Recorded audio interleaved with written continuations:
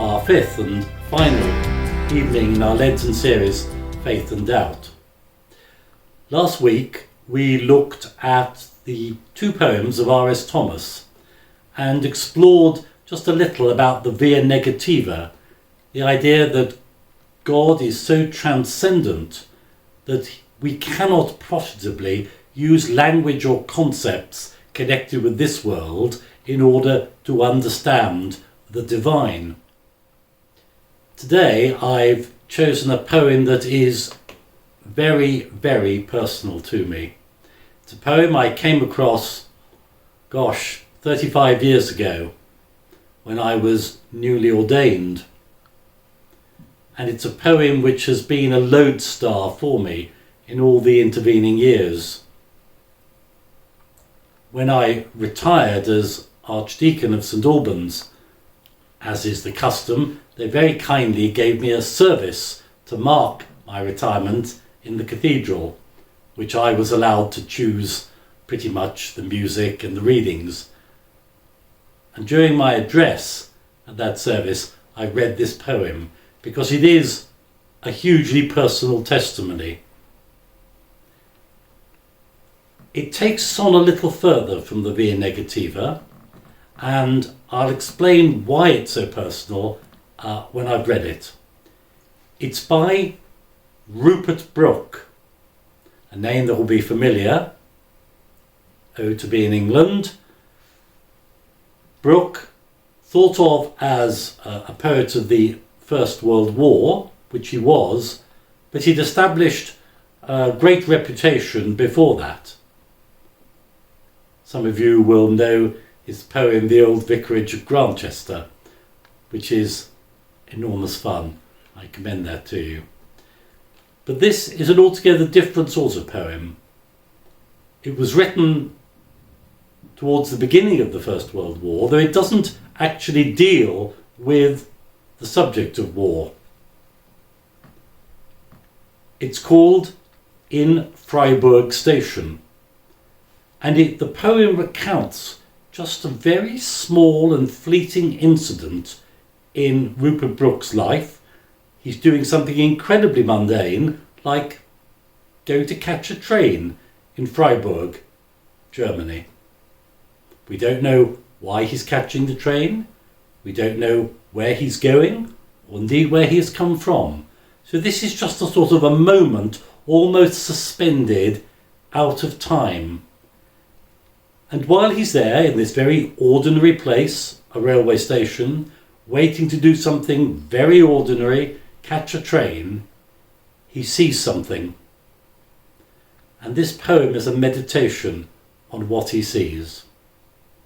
So, In Freiburg Station by Rupert Brooke.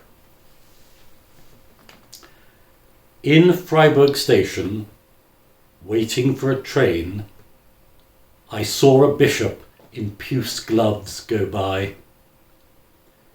Now God may thunder furious from the sky, shattering all my glory into pain, and joy turn stinking rotten, hope be vain.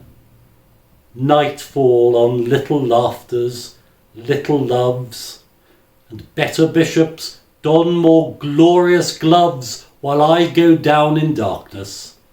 What care I?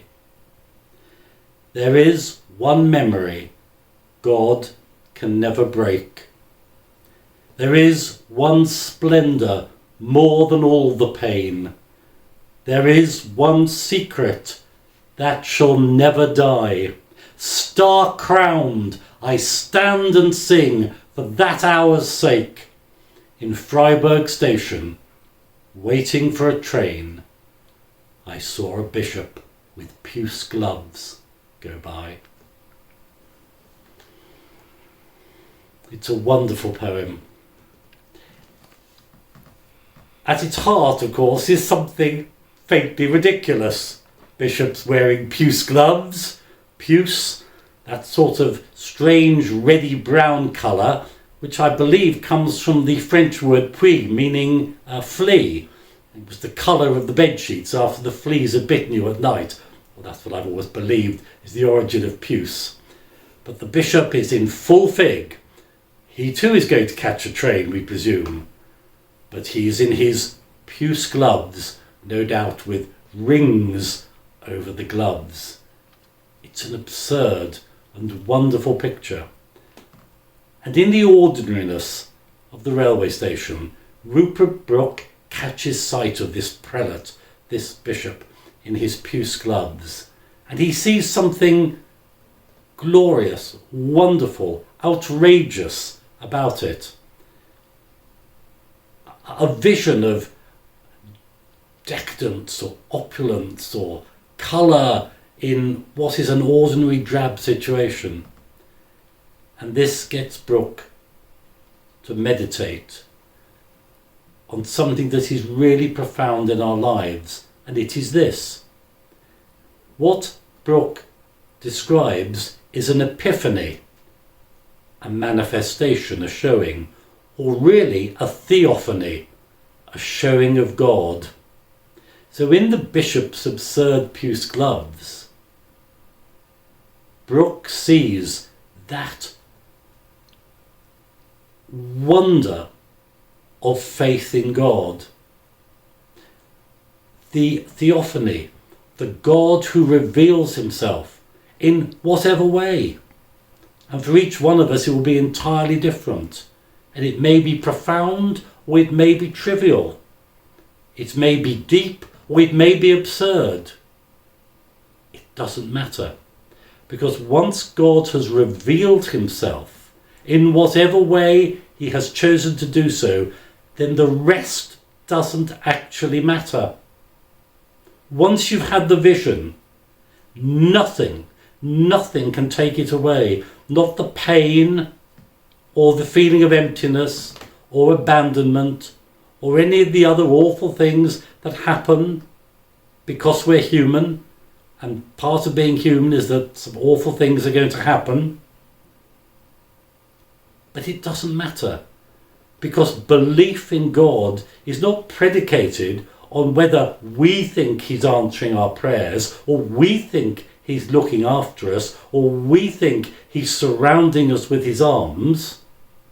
He is, of course, but we don't always feel that he is. And if we base our faith simply on our feelings, well, it's a shifting sand. It's hopeless. There's nothing solid. Our Lord told the parable of the men building their houses on sand and rock, and it's a parable we can apply to our faith. If our faith is built on the shifting sands of how we feel, whenever the winds come, or the rain, or the storms, they're going to happen to all of us because we're human, then the house of faith on that shifting sand is not going to last. But if the house of faith is built on that which God has revealed of himself in whatever way, then it doesn't matter. And as very graphically Brooke says, there is one memory God can never break, one splendour more than all the pain, one secret that can never die. Once one has had that vision, which in this poem, in a rather humorous way, Brooke allies to a bishop's puce gloves, but once you've had that vision of glory, nothing else matters, because the glory is permanent. That's what stays. Not us. Our life in this world is transitory. It's passing, because that's how it's meant to be. It's how God has created us. Because at the very deepest, most profound understanding of what it means to be human is this: we are destined for glory. It is the glory of God that is imperishable and unfading and cannot pass away. And that is our calling. That is what we place our hope and trust in, not our own apprehension of God or how we feel he is dealing with us at any moment in time. So whatever the vision of glory is for you, And it will be different for all of us. That's what's so wonderful about being human and created uniquely in God's image. In this poem, it's the absurd sight of a bishop's puce gloves in a railway station. But once you've had that vision of glory, nothing can take it away. And indeed, we may be star-crowned and stand and sing for that hour's sake.